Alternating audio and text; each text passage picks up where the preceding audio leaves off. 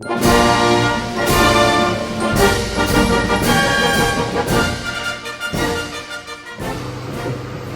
guys, we're back. We are done. The war is over on this table. We have rolled a 2. All 5 of us witnessed it. So the war is officially over. Which means on this table, the Allies pulled through a victory. They got a total of 10 victory points. The Soviets close behind them with 9. So that was really a neck and neck little battle that we were waiting to see what the Soviets would do or what would happen. But regardless, the war is over. We were going to, full disclosure, probably just go one more turn just because of time factors. So once again, it's a long game and a lot of strategizing. But regardless, let's just go over what's happened here. Japanese took Hokkaido, and then the Americans took it back.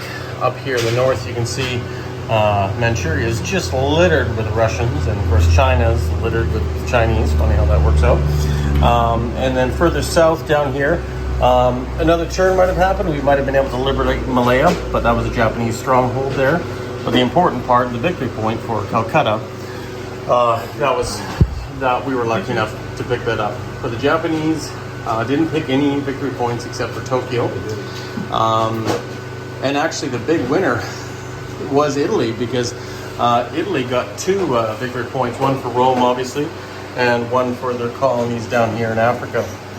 So big shout out to Tatsu 7 there, who was the big Axis victor, and Germany sadly didn't get any except for Berlin, and they were on the ropes.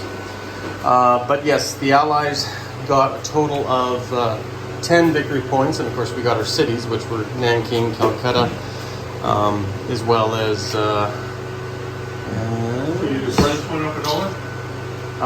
big Pacific Blue Fleet, Chinese Civil War, liberating Paris, we got 2, and then the Sphere of Influence for the Americans, as well as of course all the cities that go with that for the Allies.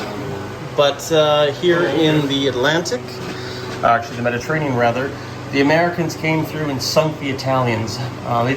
They took a bit of a thrashing, but nonetheless the Italian fleet was no more, showing the end has come to the fascist states. Honestly, all the fascist states are still warring. Civil war is still going on. Well, I guess not now. I guess they're gonna sign a truce, but definitely in Rome. The Americans had landed in southern Italy, slowly going up the boot there. So they're going to be hemmed in on 2 sides with French, American, and British forces littered all through France right now. This is just one of the French armies, American armies, the British 8th Air Force there as well. But of course the Germans, they do have their defense. But as it were, they just recalled everything from the east, signed a pact with the Soviets not to go any further, and the Soviets obliged because they just didn't really care. They got their victory points, as well as Istanbul.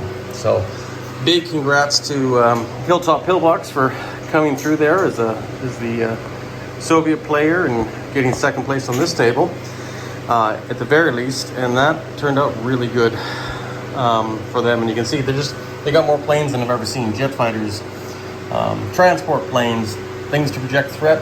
I think even if it went one more turn, they might have been building a bigger navy too, just to have fun with the Allies and threaten London.